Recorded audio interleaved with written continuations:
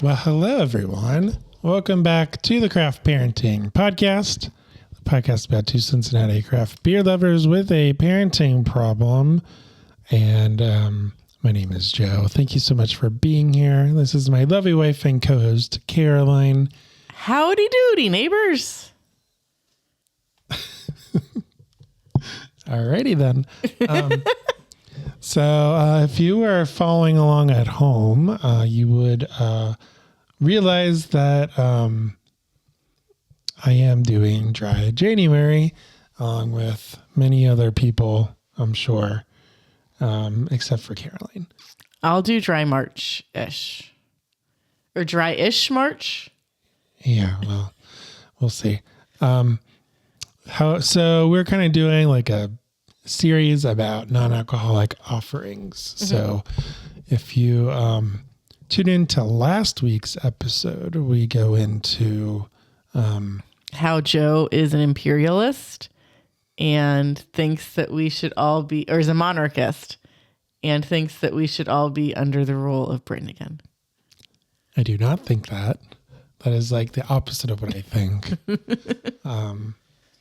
However, we do discuss non-alcoholic beer and Dry January in more detail. So we encourage you to go back and maybe listen to that after this episode, of course. This week, we are going to be discussing alcohol-removed wine. AKA grape juice that you still need an ID to buy at the store. Okay. I needed an ID to buy these at Kroger. So we have three offerings, the same brand, although there are a multitude of brands these days. Yeah, there were more options, but these were cheaper. So. Yes. So we have a Sauvignon Blanc. Did I say that right? I think so. Or Sauvignon Blanc. Chardonnay and Merlot. It's a Chardonnay. And a Merlot. Yep, that's right. No notes. No notes. Okay. So without further ado, I think we're just gonna dive in, and we're gonna kind of discuss. We're gonna discuss a couple of things, but we're typically beer people, or at least I am. I swing all the ways. I drink beer and wine and liquor.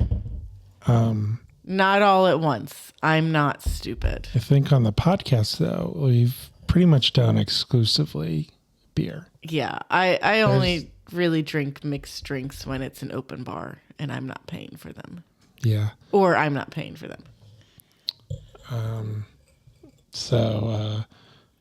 Wine is one of my, I guess, weaknesses, because I'm not a huge drinker or whatever, but beer is my choice. Mm-hmm. It has been my choice. We did go to Napa Valley for our honeymoon. We did, and we brought home more than 2 cases of wine. Just one bottle of which is still in our fridge. Oh, is it? This year's our 10-year anniversary. I thought you bought that at the store. I don't think so. So I refuse to get rid of it though until we drink it. Mm-hmm. Maybe we'll open it up in February or for our 10-year anniversary. But I tend to drink wine like I drink beer, which is not how you're supposed to drink it. You're supposed to savor it and enjoy it and swish it and pair it with food. Although when we were in California, I guess 10 years ago now, almost 10 years. We be old. We were very eager to learn, what do you pair this with and what do you recommend for this? And the hippies in Napa Valley were like, you do you. Yeah, they were going through a phase. We wanted to be educated. They wanted us to just drink wine. However we wanted to, which was not the answer we were looking for. No. May have the cap. These are classy and they have a twist off cap. Yes. I will also say if their cap production has not gotten, is still what it was 6-ish years ago, don't store these bottles in your wine rack if your wine rack holds your bottles upside down so all the wine's keeping your cork moist, because some of them leak and then you end up with alcohol removed wine in your carpet. I just have a feeling that's the thing that can happen. That's something that could happen, yeah. So there is a description. It says, with its bright citrus and juicy melon aromas, our alcohol-removed Sauvignon Blanc is both vibrant and delicious. Delightful tropical flavors mingle with fresh acidity, resulting in an enjoyable crisp finish. You're supposed to serve chilled. Yeah. Refrigerate after open. Both wines, both white wines are supposed to be served chilled. Yeah, it's kind of cold down here, so it's fine. It is. I opened up one of the vents that was closed to make it not super cold. Tomorrow, it's going to be swimsuit weather, Joe. To date this episode, tomorrow, the day it releases, it is going to be over 36 degrees outside. Holy moly. What? Yesterday, it was Elliott degrees outside when I left the house. Elliott has not yet turned 4. It was cold. It was the same age as Elliot. The degrees outside. Yes, it was Elliott degrees outside. It was 3. 2 days before that, it was Lily degrees outside because it was 5. Both were very cold. So, what do you think of this? I get fruity. I get a little bit of melon if I think about it. My nose is broken this week. Yeah. So I think all this weather's super messing with me. It has flavor. I will give them that. It has really like rich, sweet, juicy flavors. Yeah, and it tastes like wine, but I don't remember who it was that was describing this to me. It doesn't have warmth, and I totally get that. The alcohol is gone. And I don't like it. It's just like juice. Yeah. Yeah. It's like you can just down this over and over. Now, a lot of these non-alcoholic offerings are like the same price point as like a alcoholic. It's the same process plus another one. I know, but typically wine is more expensive. So you're talking like, $10 a glass. And you're typically getting like maybe 4 ounces, 6 ounces. Yeah. I mean, this says the serving is 8 ounces and there are 3 servings per container. And we probably, between the two of us, took 4 ounces each. We took about 8 ounces because I would say we're about a third of the way down this bottle. I would say a generous restaurant pour is probably 4 to 6 inches or 4 to 6 ounces. I would take a 4 to 6 inch serving of wine in this glass. Yeah. Please and thank you. Typically, that's what you're getting, and you're paying probably $12 for that. Yeah. So a lot of times it's more economically friendly to buy the whole bottle versus, per glass. Yeah. But in my experience, the price point for non-alcoholic offerings are the same. Yes. So, and that was the case at the store. As a consumer, that's a little frustrating. I feel like I understand it's the same process, but it's missing a key ingredient. I feel like, which you can. I guess it would cost more to remove it because it's more time, more labor. So I understand, but as a consumer, it's like I'm paying more for less. Yeah. Even though the craft, all that is more. But from what I see, from what I get, it's less. Yeah. The thing that they say is on the bottle is they say true happiness lies in the freedom to be yourself, which is why they're fra or free. Is there a line over it? No, just fra. Because you are not going to be changed due to this wine. I mean, it's decent wine. I drink it again. I don't know if I would cook with it. I don't know how that would go. I mean, the alcohol cooks off. So I guess it'd be the same. If you wanted the flavors. Now, how much sugar is in here? I don't know, but I also don't think that my bottle of wine tells me how many calories are in a serving. There are 9 grams of sugar and 15 grams of carbs in an 8-ounce serving. Yeah. 0 added sugars. All 3 of them say they have 0 added sugars. Mm-hmm.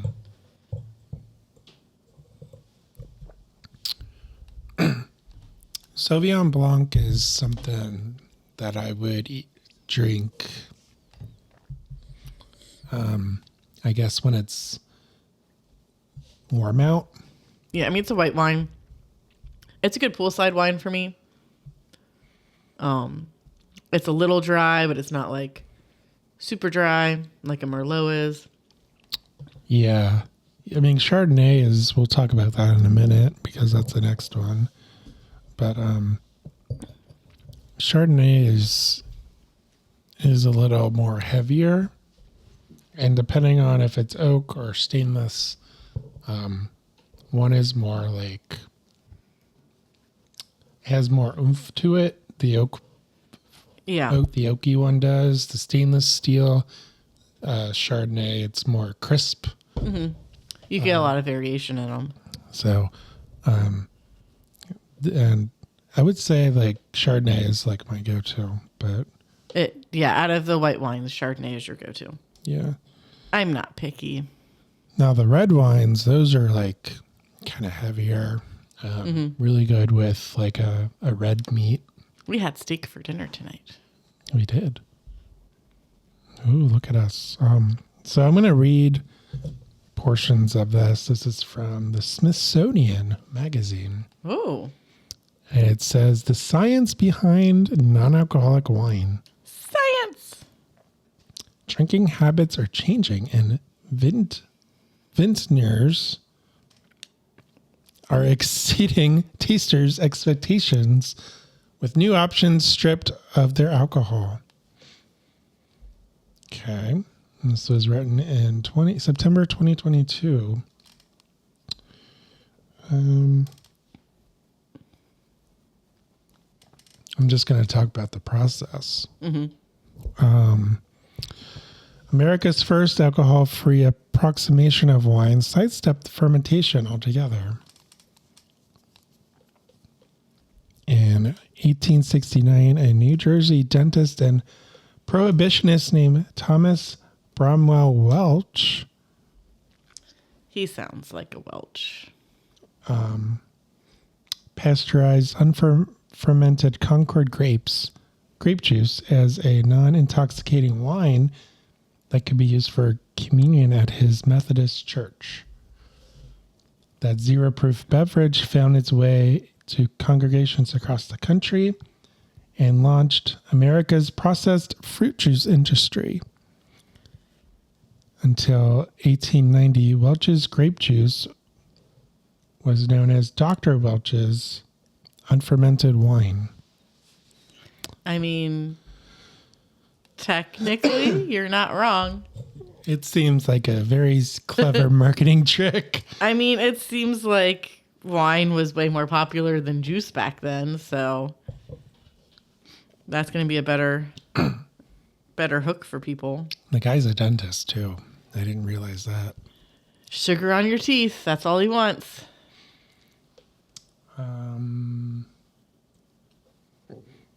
Okay, well, I'm going to continue them.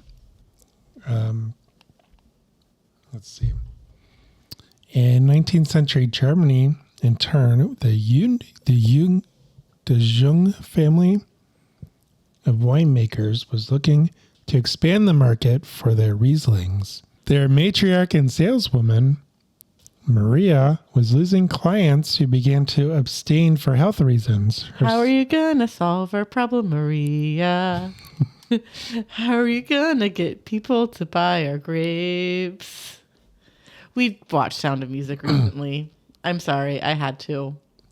Her son, Carl Jung, not to be confused with the Swiss psychoanalyst distilling the subconscious around the same time, hit upon a vacuum distillation process that lowered alcohol's boiling point from 80 degrees Celsius to below 35 degrees Celsius. Whoa. Thus avoiding the cooked flavor that results from treatments at higher temperatures. As his 1913 U.S. patent reads, quote, "The object of my invention is the production of a non-alcoholic beverage having all the nature, appearance, and flavor, and in case of wine, even the fine banquet of the natural or original beverage, Ooh. and affording the same enjoyment, but without the exciting effects due to alcohol." We don't want y'all getting too excited over here. Huh? We don't want y'all getting too excited over here. Carl Jung Wines now produces dealcoholized wine for drinkers in more than 25 countries. So I guess he was the one who came up with the process. That's what the patent says. And that's all that matters, is what the patent says. Mm.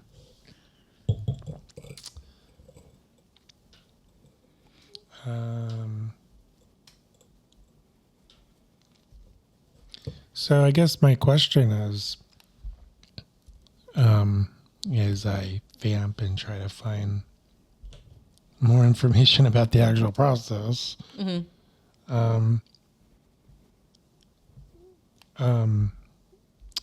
is non-alcoholic wine forbidden in Prohibition?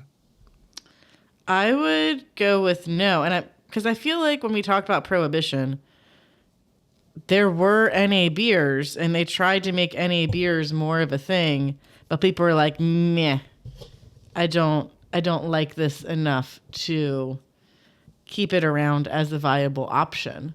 So the consumer at the time did not want it. So it didn't stick around. I feel like it's just, I mean, it's basically reverse osmosis, right? Is that? Well, so what you're doing is, without looking at all the fancy pictures that you're looking at, essentially what you're doing is you're increasing the pressure and by doing that, you can lower the boiling point of alcohol without needing to raise the temperature, because the boiling point of your liquid, of your material, heavily depends on what the pressure is. That's why, like, if you're in Denver, your boiling point of water is lower. Your recipes to make cakes are different because the pressure is less. Water behaves differently. And in order to get a cake that would be similar to what we would make here in Cincinnati, we've got to change up some of the cook times and stuff. So you're just making it where that alcohol is going to be more likely to excite itself into boiling. Yeah. Even though it's at a lower temperature. I'm going to open up the Chardonnay because I already drank mine. So we can talk about the winery. It's called Alcohol Removed Wine Free. And they say America's #1 alcohol removed wine. When you or your guests opt not to drink alcohol, Free delivers a refined alternative to blasé sodas and flavored water. We craft our delicious alcohol removed wines for everyday enjoyment, whether you're relaxing on the couch midweek or hosting an elegant baby shower. Ooh. Every sip of Free reflects California's acclaimed wine regions, We make our wine using traditional methods, then we carefully remove the alcohol while preserving the wine's delicate flavors. The result is the perfect wine experience without the alcohol. And they are located in St. Helena, California. We've been there. And we were definitely there, yeah. So they are in the heart of Napa Valley. Okay. So I'm drinking the Chardonnay now, which is 18% juice. Because I'm like, I have to read a percentage or something, right? And this is the sophisticated alternative. With its deep golden hue and tropical fruit flavors that waft from the glass, our alcohol-removed Chardonnay makes any occasion special. Rich, creamy apple flavors mingle with crisp citrus notes on your palate, concluding with an enjoyable tart finish. So yeah, it's definitely a little more apple-y. Because it's not, like, I wasn't getting like a buttery or an oaky Chardonnay. It's kind of apple-y, which I don't hate it. I was just confused. Okay. Because with Chardonnays, I expect them to be oaky or buttery. And Joe likes the oaky ones, and I like the more buttery ones. So it's really hard to buy a Chardonnay for our house. There's that bubble, and I want to pop the bubble. It's still there. It probably will stay there. It's okay. I popped it. It was so cool though. But yeah, it's good. It's definitely different.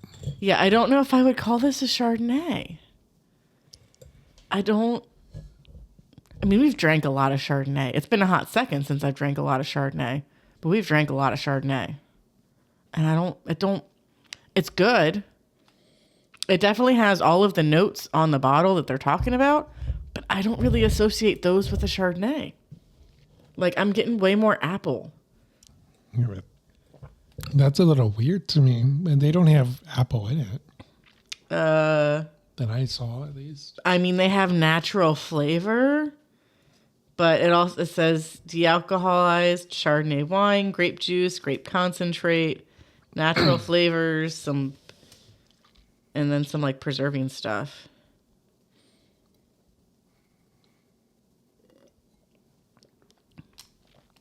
I mean, if it was warming me, it'd be a good wine. I don't know if I agree that it's a Chardonnay. Yeah. I really like the Sauvignon Blanc so far. Yeah, that was a good Sauvignon Blanc. It's very flavorful. Yeah. So even if you want like the warminess, there's just a lot going on in each of these wines. Yeah. Which it kind of doesn't make you miss the alcohol. There's also a lot of sugar. It's very sugary. I don't know if it's just because the sugar's more in your face because the alcohol is not there. But yeah, I'm just like, this is apple juice. It's not apple juice, but this is apple juice. Yeah. So it's very sugary and very flavorful. That's how I would describe each of these. Yeah, it's a little more in your face than I'm used to with wine. Unless I'm doing like oh my goodness. It's the one that's in there, ice wine. Unless I'm doing ice wine. Or a Moscato. Yeah, like this reminds me of like an ice wine or a Moscato, like something that's like super sweet. Mm-hmm. And I don't expect that out of Chardonnay. I expect Chardonnay to have like a little bit of dryness. Yeah, and I ain't getting that. I don't know if they age these. I'm assuming. I'd assume they do. It doesn't have a year on them. Well, I don't know how much the big stuff has a year on it. Well, Do our Aldi wines in the wine corner have a year on them? Because I didn't look at that. I thought all wine does, even the Chibuk Chuck. I don't remember. I only started buying wine in bulk, in semi-bulk again recently. Semi-bulk recently. If you rearrange those words, they make a sentence that makes sense. Well, they describe their process. I'm just going to read it, I guess. There's also a video. How it's made. Creating our alcohol removed wine isn't much different from making traditional wine, at least initially. We select grapes from premier California vineyards, carefully choosing sites that beautifully express the characteristics of each grape variety. Following harvest, our winemakers craft each wine using traditional methods, achieving rich flavors, alluring texture, and excellent balance. Here's where it gets interesting. We use state-of-the-art spinning cone technology to remove the alcohol while preserving the wine's delicate aromas and flavors. On its journey from our vineyards to your glass, Free is transformed into a robust, flavorful wine minus the alcohol. What is this? Some kind of nerd thing? I had to do that while you're doing sciencey stuff. So it says how it works. The spinning cone. Pioneered in Australia, the spinning cone technology uses a combination of centrifugal force and nitrogen gas to separate and preserve a wine's essential flavors and fragrances during the dealcoholizing process. So my wine gets to go on a super fast carousel? That sounds like fun. That's what it says. Yeah. Step 1, once crafted, the wine is fed into the top of the spinning cone column. Step 2, rotating cones use centrifugal force to transform the wine into a thin film.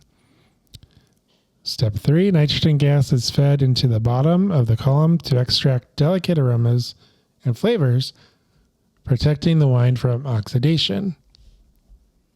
Step 4, the remaining liquid is passed through the column again, this time at a higher temperature to remove the alcohol.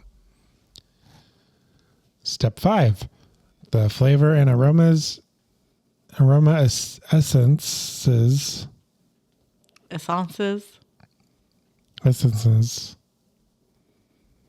The flavor and aroma essences are recombined with the dealcoholized wine and blended with unfermented varietal grape juice. That's why it's 18% juice. To replace lost volume. And probably why it's so sweet. Creating a delicious beverage with less than 0.5% alcohol by volume. And step 6, that's all there is to it. We'll accept for pouring a glass and enjoying the fruits of our labor. So. Hey, look, they can make a product where they put juice in it afterwards and the bottles don't explode. Good job, you guys. Mm-hmm. I don't know. So I have this. So I was curious about how popular is it. Unfortunately, they tend to combine NA stuff together. Mm-hmm. So it's kind of hard to understand, like, in beer sales, you sell by the barrels. Yeah. In wine, I guess you sell by the case or... The case, or you can also sell by the barrel, but... Because you store it in barrels, but... It's just a different phraseology, and it's not necessarily apples to apples, I guess. Grapes to grapes. You have to say grapes to grapes, Joe. Okay, it's not necessarily grapes to grapes. So I guess they just all combine it. Apparently there's a such thing as non-alcoholic spirits. There is a thing. I feel like it shouldn't be a thing. It became a thing, a more known thing, I want to say about 2 years ago, because I feel like there was at least 1 or 2 mocktail bars that I heard about opening. I think one of them was for sure in New York, where they're using all of these alcohol removed spirits. Mm-hmm. So theoretically it's the same drink, but it doesn't have alcohol in it. But it didn't really kick off. So, I mean, you can still buy non-alcohol spirits. I mean, for me, like with a mocktail, I just rather replace it with something else. So like, It seems a bit overkill. yeah. So like when I was doing my vodka cranberries, it was Sprite and cranberry juice. And hey, look, that's fine. Most things I can just replace with Sprite and I'll be okay with it. Most white liquors. Let's be clear on that.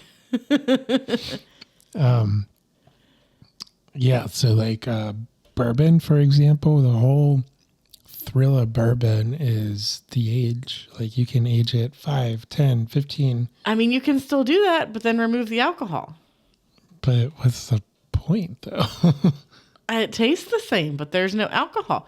You can go back to having your midday marketing meeting where it's bourbon and cigarettes. Except it'd be vaping. So this article is from Fox Business. It was published September 12th, 2023. And they say, non-alcoholic beer, wine, and spirits sales surging in the U.S. Americans embracing alcohol-free options. Sales up 31% from year ago. The non-alcoholic segment of the adult beverage market in the U.S. is booming, according to fresh data released by Nielsen IQ. A new report from the analytics firm shows total dollar sales of non-alcoholic beer, wine, and spirits at off-premise locations like grocery stores have surged 31% over the past year to $510 million, attributing the growth to Americans increasingly prioritizing wellness and moderation in their drinking habits.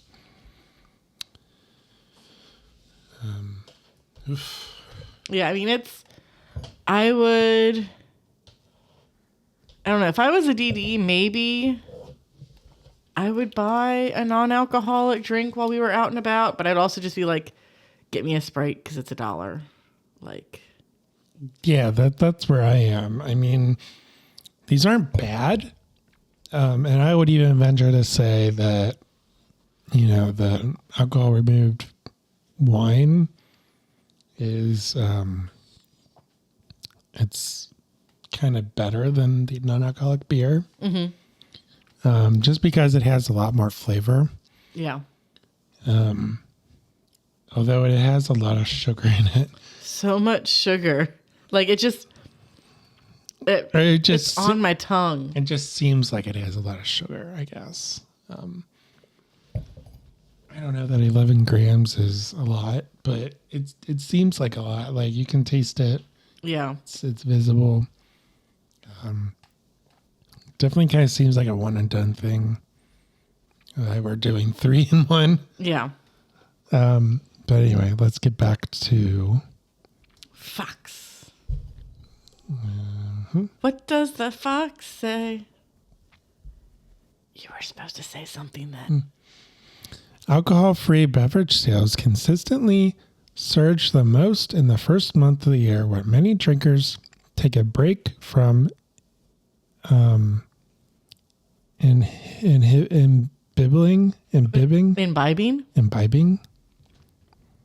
Fancy word, you guys. Mm-hmm. Alcohol-free beverage sales consistently surge the most in the first month of the year, while many drinkers take a break from imbibing for dry January. But NIQ analysts say NA drinks are, quote, now stable during all major drinking holidays, especially the 4th of July and year-end celebrations, end quote. Okay. If you are doing fireworks, please drink NA options or don't drink alcohol. We would like you to keep all of your appendages and continue to celebrate stuff with us. Please and thank you. Notably, an overwhelming majority of consumers who purchase NA products buy alcoholic drinks too. NIQ's analysis reported that, quote, over 94% of non-alcohol buyers are also purchasing alcohol-containing beer, wine, and spirits. meaning these buyers are highly engaged with beverage alcohol, resulting in providing more value to total alcohol. I mean, End quote. Yeah, I mean, well, it could be like, hey, I'm buying stuff for a party, and like I know George is going to be there, so I should get some NA options for George. Or they just want an NA option like during the week or something. Yeah. Like, hey, when I've had a rough day at work, instead of cracking open a beer, I'm going to crack open like a full octane beer. I'm going to crack open an NA beer instead. So I feel better in the morning and can perform better at work and maybe be less frustrated or something.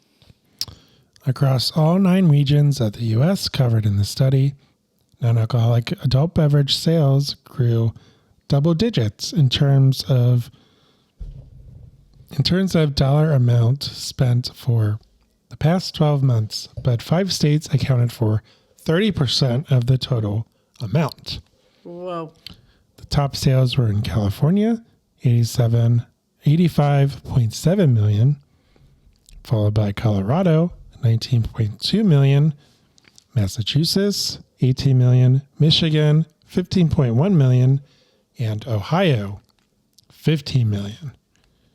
I mean, we drink a lot of beer in Ohio, so. This is NA beer. I know, but. Or NA, like I said, it's all of it. Yeah, all the things. Sales of NA options rose 37.7% in Michigan and a staggering 44.8% in Ohio. I just had a thought. I wonder, as jazz cigarettes are more legal now across the United States, if people are becoming more interested in non-alcoholic options, so they only have one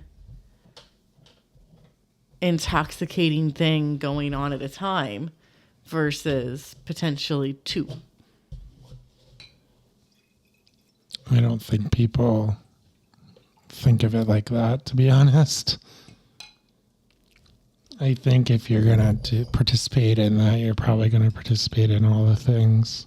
But at the same time, not necessarily. It was a thought that I had. That's a Merlot. It smells kind of dry. This is 19% juice. Okay. So they say... It's the juice.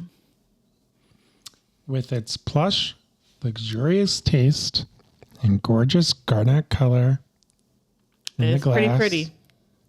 Our alcohol-removed Merlot makes any occasion special. Rich plum and currant aroma lead to cherry flavors, flecked with spicy notes and a rich, full finish. It's good, but it's the juice. It's not dry. It's sweet. And I don't know. I don't know if I could call this a Merlot. Like, I know it was a Merlot before they added juice to it to compensate for the volume loss. But it's too sweet. I get like a hint of it, and then it's overpowered by the sweet. Yeah, that's what I get as well. Like it's thick. It's everything that a Merlot is, except it's overly sweet, and it doesn't warm you up. Yeah, it's the adding the juice after the fact. I don't know what they could add instead, though, because I think water would water everything down, and it wouldn't taste so good. Might be too thick if they didn't replace the. Yeah, maybe they just could sell it something else. An individual. I don't know. Yeah, I mean, like this would probably be like really good to put in a sangria because it's already sweet, but then you'd end up and you wouldn't have to put as much fruit into it. But I don't know. Yeah, I'm assuming you could do all kinds of fun things with these and make like fun mocktails and yeah, stuff like that. like sangrias and all that stuff. So that's interesting that they call out Ohio as a major market for NA beer. I mean, I feel like we're in a lot of craft beer groups. Even not in January, I occasionally see posts about NA beer. They're not super all the time. They're more common in January. But do you feel that, like if you go out to a Kroger, like does that reflect? I'd say like your Kroger is probably, well, Kroger messed up all their beer stuff though. It's not the same as what it used to be. Kroger at least used to be a good representation of like what that area was. At least felt more representative of that. Like you were just there today. Does Kroger have, I was just there today. does Kroger have NA beer? Yeah, they have NA beer. They have NA wine. I got these wines at Kroger. It took me a hot second to find them though, because they're all together. And I knew they were going to be all together. I got these at Jungle Gyms. I got more wine at Kroger. Oh, I see. Okay. You asked me to buy you NA wine at Kroger. Oh, yeah. I do remember that now. Not today. That was like that was not today. That was like a week ago. Because I was at a different Kroger. I think that was this weekend. So, like, they have them at Kroger, and like even our rinky-dink Kroger that has less than half an aisle of wine has some NA wine offerings, and they have NA beer offerings. You have to... Is it more than Athletic? Yeah, like they'll have Heineken Zero, for sure. And then they'll have a few other things. But it's not like... I don't think they have it Athletic. I think it's more the macro offerings. Haven't super looked at the NA beer offerings there, mostly the NA wines. The Kroger that I went to when I got these has 3 wine aisles. Because it's like if you like, or an aisle and a half. What did I say before? So if an aisle is a row, it's like one side of, it's 3 rows versus our Kroger only has 1 row, but the shelves are a little bit taller at our Kroger than they were at this Kroger. They had, I'd probably say like a 2 foot by 3 foot section that was NA wines. They might have had some NA spirits if I really started digging into the spirits, but I don't know. I feel like if I would have gone to one of the ones that had a liquor store, they might have had NA spirits. I don't know. But I know NA spirits are in fact a thing. And I mean, it's usually like we've got at least 2 options of NA wine. At first I was like, do these guys even have NA wine?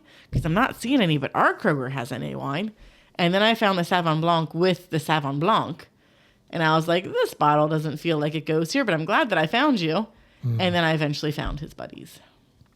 Yeah. Her buddies. Yeah.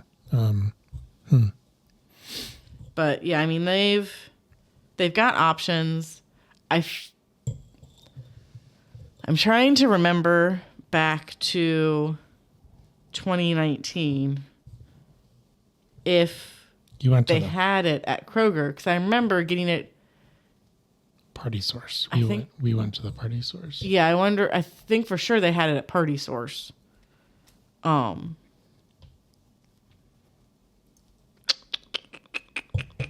yeah, I mean, the free is the easiest one to find. Mm-hmm.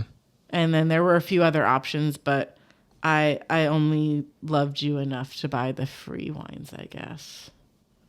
Yeah, these are about... They're about $10 a bottle. $9.90, yeah, $9.99. And a normal bottle of Sauvignon Blanc is like the cheapy bottles of Sauvignon Blanc at Kroger are like $9.99. Yeah, so it's comparable to that. Mm-hmm. I don't know.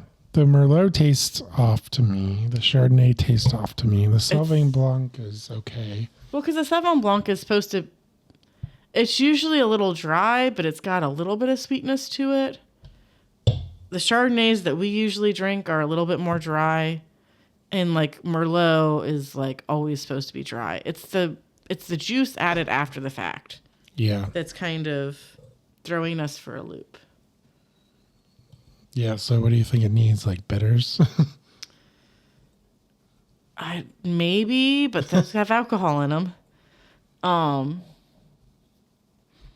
Yeah, I don't, something different other than just like the straight grape juice to replace it with.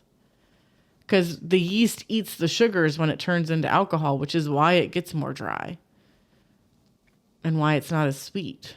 But now you're putting that sugar back in. Yeah. And grapes are naturally full of sugar. So it's not like you can remove them. Yeah. I don't know if you like, I don't know. I mean, I feel like even the concentrate would have does a bunch of freezing, sugar in it. does freezing fruit remove the sugar? I doubt it. No, it freezes the liquid, which means that the liquid that you do get out of it has more sugar in it. Hence, it increases the alcohol content, is why ice wine is so alcoholic. Okay. So you would have to do the opposite and heat it up. So, which you don't want to do. Correct. Because then it'll taste super bad, as opposed to the just different that it tastes right now. It's super sweet. It's definitely a one and done for me. Yeah, well, because like the thing is, if I'm drinking a red wine, I want it to be dry. Like that is the experience that I'm looking for. And I'm looking for something that I can fit in my Liederstein. So I can have a glass. I mean, you can do this guilt-free. I mean, but that's a lot of sugar. It's kind of a lot. Like 3 glasses in a row, it's kind of a lot for me. Yeah, it's making my teeth hurt a little bit. Mm-hmm. It's not bad. It's just not. I feel like if you were, it'd be really hilarious. But if you were given this up until you turned 21 and your parents were like, yeah, here, have a glass of wine with us. You can have this wine. And then on your 21st birthday, they're like, let's go to the winery and have a Merlot. Like, they'd be playing the biggest prank on you. And you would be like, this is not what a Merlot is. And it's like, it totally is. What you've been drinking is not Merlot. But I mean, think of the things like the adults that we know have done, like throwing parties when their parents were gone and certain beverages just disappeared. yeah. Think if, in a present day, I mean, they would just have non-alcoholic offerings and the kids would think they can read, but Yeah. that's the only thing.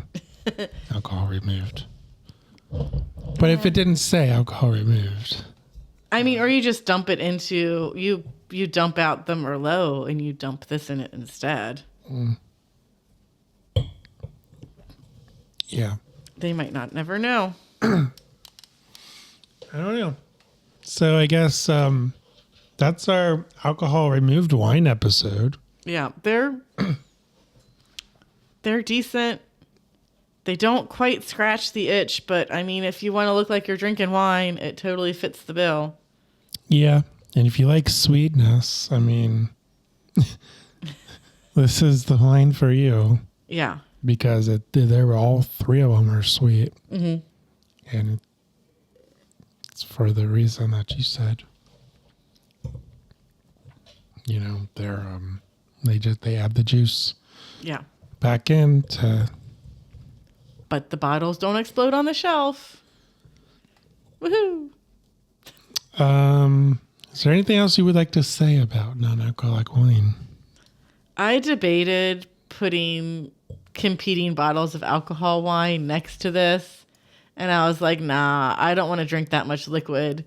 But now I really want like a legit glass of Merlot. But I also really want to go to bed. Yeah. We do have Listermann's. I don't know if it's a Merlot. DeWine time. Oh, yeah, we still have DeWine time. Which we bought and we haven't tried it. No, I bought 2 bottles. Oh, you did? Yeah, we drank a bottle and then we kept a bottle to drink later. And then I was like, it's too precious to drink. And now I don't think Listermann makes wine anymore. No. I don't think they ever did, really. There was some vineyard wine. There was some winery name that was attached to them because it's on the signs when you park there. It's like parking for Listermann and whatever the other thing is. I thought this was a special thing. No. Here, go get the bottle. You can go get the bottle. You mentioned it, so now we have to go look. That's how this works. You can't just put a gun in the show or the book or the movie or whatever and then not have it go off. Chekhov's gun? Is that what that is? The wine time, it's a Cabernet Sauvignon. And it contains sulfates. It's 12% ABV. Produced and bottled by Schloss Listermann. It's part of the Listermann Fermentorium, which is ciders, meads, and wines, which is not what was on that sign. So. Yeah. I guess, did they close that? I guess so. Their meadery? Yeah, I mean, I think they mostly just do beer now. But eventually we will crack this open. Because it's 2 p.m. It's time for us to all get a glass of wine and listen to DeWine. I do not miss that.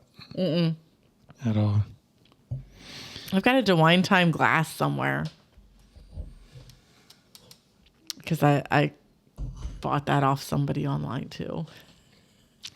What else do you want to say? Anything else? Nope. I really want a dry wine now. I mean, I used to really like the sweet wines, and then we drank a lot of wine in Napa Valley, and I got more into the drier wines just because I had them so much and I could tell the variety in them, and they were good. And I don't even know if I'm able to finish this. I probably will. But also, I normally have at least something left in my glass when I fall asleep at night. Yeah. Well, if you enjoyed this episode, make sure you slam that like button, smash subscribe, ring that notification bell. And we are the Craft Parenting Podcast, the podcast about two Cincinnati craft beer lovers and wine lovers with a parenting problem. And I've been crafting on the podcast again.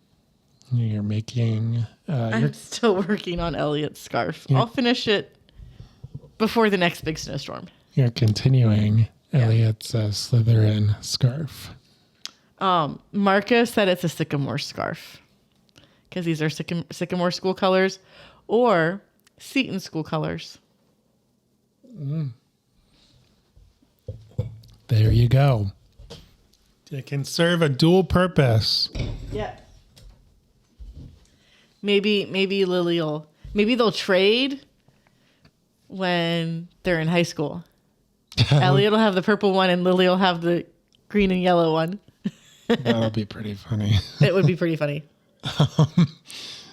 Where was I? So, if 5-star review. If you're listening on the audio side, please give us that 5-star rating and review. It really does help. Mm-hmm. If you want to follow the show, we are on all the social media platforms: Facebook, Instagram, YouTube, of course, X, and Rumble as well. And if you want to follow me personally, I'm at Craft Parenting Joe on Instagram. And I am at Caroline Creates Crafts on Instagram. And we will be back here next week. And for more dry January talk. Those weren't very dry. I mean, they weren't alcoholic, but they weren't very we will be discussing another topic relating to dry January. Mm-hmm. So come back next week and we will see you then. Bye.